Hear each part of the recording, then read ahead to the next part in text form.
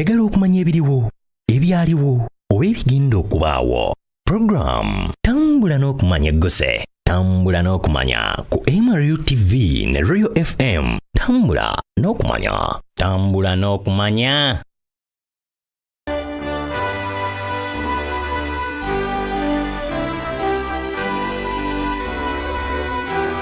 Program Tambula n'okumanya olwali tukuleetedde omusajja eyaliko president wa Uganda kumala emyaka 10 nga gino emyaka 10 yagifuga mu bitundu bibiri.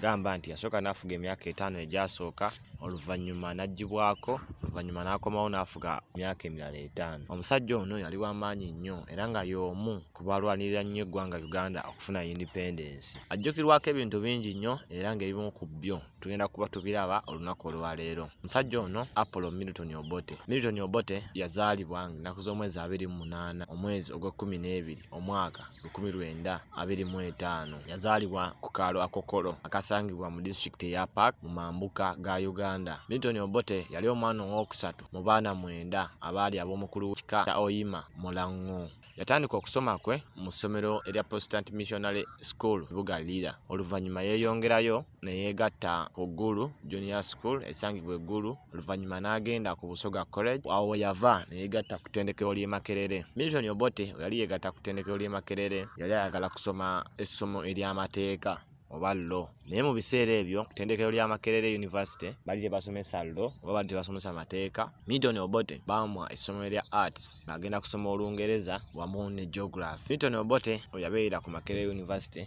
yeetabako mu kwekalakaasa okwali e Makerere okw'abayizi. Milton Obote ono oluvannyuma lw'emisomo gye yakolerako mu Buganda, Serengeta ga Uganda, tanabagenda Kenya. Oluvannyuma yagenda Kenya ne natandika okuzimba era ng'alina ekitongole kimu eky'okuzimba kye yali akolera. Bwe yabeerera e Kenya yakomawo e Uganda mu mwaka gwa 1956 olw'obwetwaze bwa Uganda era yeegatta ku kibiina ekiyitibwa Uganda National Congress oba UNC. Era oluvannyuma ku UNC yalondebwa ku kya Colonial Legislative Council mu mwaka gwa 1957. Mu mwaka gwa 1959 UNC yeyawulamu ebitundu bibiri era ng'ekitundu ekimu kyali kikulirwa Milton Obote kyayitibwanga Uganda People's Congress oba UPC. Mu kaweefube okufuna independence oba mu kalulu k'okufuna obwetwaze, Obote yateekawo enkolagana n'ekibiina kya Buganda ekyayitibwanga Kabaka Yekka. Era oluvannyuma be baafuna ababaka abangi paaliyamenti ya Uganda oba mu lukiiko olukulu olw'eggwanga Uganda. Milton Obote oluvannyuma mu mwaka gwa 1962 yalondebwa okubeera Prime Minister oba Katikkiro wa Uganda. Ekifo ekyamuweebwa nga 25 omwezi ogwokuna 1962 era nga yalondebwa omukulu Sir Walter Coates. Mu biseera ebyo yali Governor General wa Uganda. Ekifo kya Governor General ya Uganda yalinga President oba atwala eggwanga Uganda. Era oluvannyuma ekifo ekyo kyaggyibwawo ne kisikisibwa ekifo kya President era nga Kabaka Muteesa eyasooka okubeera President wa Uganda eyalondebwa. Era oluvannyuma Milton Obote yalondebwa nga Katikkiro omujjuvu owa Uganda. Mwaka gwa 1964 wabaawo obukuubagano mu magye ga Uganda naddala mu Barak oba mu maka g'amagye ag'Ejjinja. Mu biseera ebyo Ejjinja ekyo kyali ekibuga ekyokubiri mu bibuga bya Uganda era eggye erisooka lyeguguba eri bakama baalyo era nga ne mu nsi endala ezituliraanidde mu East Africa waaliyo obugugubagano bwe bumu mu magye. Era ensi ezo zeegatta ne zisaba obuyambi okuva mu magye ga Bungereza. Amagye ga Bungereza nga tegannatuuka kuba buyambi, Obote yasindika minisita we owa defense eyayitibwanga Felix Onama ateeseganye n'abamagye abo Ejjinja abaali beekalakaasa. Minisita yatuula nabo era ne bakkaanya ku nsonga nnyingi nnyo okwali okubongeza omusaala, okwongeza abamagye omusaala n'okulinnyisa amayinja abamagye abamu abasinga obungi. Okugeza mu ebyo biseera mwe mwali Idi Amin Dada yali alina okulinnyisibwa eddaala era nga baamulinnyisa. Mu mwaka gwa 1965 President Obote yajja Abannakenya ku bifo eby'amaanyi wano mu Uganda n'abakyusa n'abasikisa Abannayuganda. Era nga Obote nga Prime Minister yeenyigira nnyo mu kukusa golodi oba zaabu wamu ne musajja we yali ow'okulusegere yali aduumira amagye oba yali omuduumizi ow'okubiri mu magye Idi Amin Dada. Era Parliament yasalawo okubanoonyerezaako. Obote we yawulira bino kyeyakola yawera constitution oba akatabo akalimu amateeka ga Uganda akawera era ne parliament n'agiwera mu mwaka ogwa 1966. Era oluvannyuma yeerangirira ku bukulembeze mu mwezi ogwokusatu mu mwaka gwa 1966 neyeewa obuyinza obusingayo era yasiba buli yamuwakanyanga n'abo benna ba cabinet ministers n'abateeka mu kkomera ewatali musango gonna nga talina kyabavunaana. Teyakoma ku ekyo, Milton Obote yalumba olubiri lwa Kabaka Muteesa yali president kw'obwo obudde n'alulumba n'abakuba era oluvannyuma kyawaliriza Kabaka ogenda mu exile oba mu bwaŋŋanguse mu mwaka gwa 1967. Ekisanja ky'Obote ekyasooka waliwo okwegezaamu okuttibwa era nga oluvannyuma ng'asimattusa okuttibwa yawera abamuvuganya bonna n'awera ebibiina ebivuganya gavumenti n'asigala yekka ye mufuzi talina muvuganya era muvuganya bonna oba abaali bakulira ebibiina ebyo yabasiba n'abateeka mu buduukulu n'abateeka mu makomera. Mu mwaka gwa 1969 ne 1970 Obote yakubisa akatabo akaali kalaga enfuga ye engeri gy'agenda okufugamu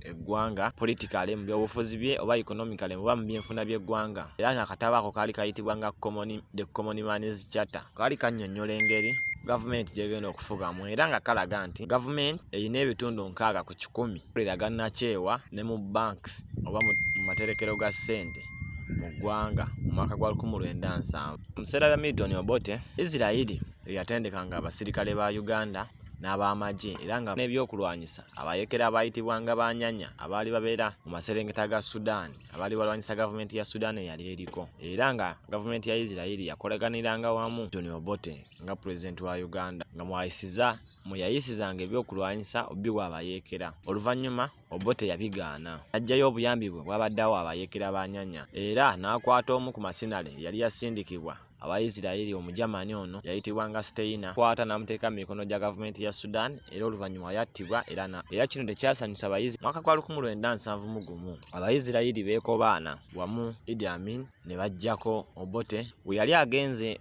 mu Singapore okwetaba mu lukuŋŋaana lw'amawanga agafugibwako Bungereza oba olwa Commonwealth Conference. Era Amin yeekobaana n'amagye ga Uganda mu biseera ebyo kuba yali omuduumizi owokubiri ne gavumenti ya Israeli ne bamugamba nti Sebeno todda tokyafuga. Era oluvannyuma President Obote yagenda mu buwaŋŋanguse mu ggwanga erya Tanzania.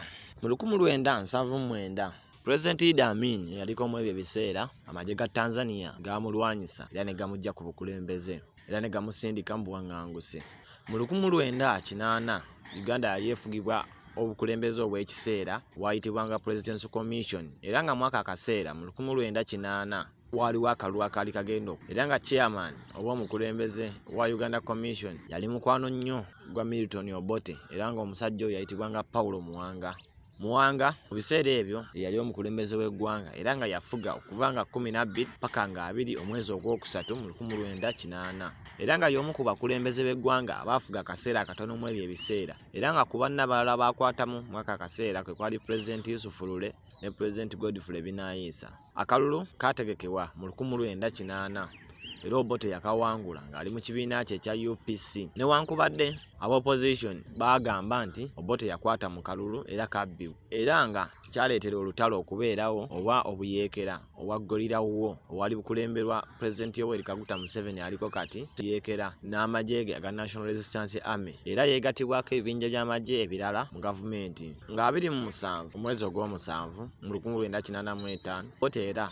yaggyibwako ku bukulembeze awe kyali mu 1971 ng'amagye ge gennyini ge gamwejjiddeko era mu kaseera kano omukulembeze w'amagye oba omuduumizi w'amagye yali Brigadier Basilio Olaro Okero ng'ali wamu ne munne General Tito Okero. Abasajja bano baafuga eggwanga nga bali wansi wa Military Council naye nga wayise emyezi wajjawo akagugubagano akaali kaleeteddwa amagye ga National Resistance Army agaali gakulibwa Yoweri Kaguta Museveni era kakkana eggwanga liwambiddwa mu mwezi ogw'omusanvu mu mwaka 1985. Kiteeberezebwa nti omulembe gwa Obote oba ku bukulembeze bw'Obote mu kisanja ekyokubiri abantu abasukka mu mitwalo 3 abantu ba bulijjo baafa Milton Obote n'abasirikale be. Ng'amaze okuggyibwa ku bukulembeze omulundi ogwokubiri Milton Obote yagenda e Kenya olwamala ne yeeyongerayo e Zambia. Wawayise emyaka olugambo lwajja oba lwatambula nga bagamba nti Milton Obote ayinza okudda mu byobufuzi bya Uganda. Mu mwaka ogwa 2005 yalangirira nga bwavudde ku bukulembeze bw'ekibiina ekya UPC kyali kiseeberezebwa nti Obote ayinza okukomawo mu Uganda. Era mwezi ogw'okumi ng'ennaku z'omwezi 10 kyalangirirwa nti Obote yali afudde ng'afidde mu ddwaliro erya Johannesburg mu ggwanga erya South Africa. Milton Obote yaziikibwa mu bitiibwa era ng'okuziikibwa okwo kwetabwamu Pulezidenti Yoweri Kaguta Museveni yaliko mu ebyo ebiseera kibuga Kampala olw'oluvannyuma atwalibwa ewaabwe mu kyalo gy'azaalwa n'aziikibwa. Milton Obote yasikisibwa mukyala we ng'omukulembeze wa UPC era nga bwe yafiira yali alina abaana 5 n'omukyala omu. Program Tambula n'okumanya ebyo bikwata ku President Milton Obote. Galiwanga Abdul Noor.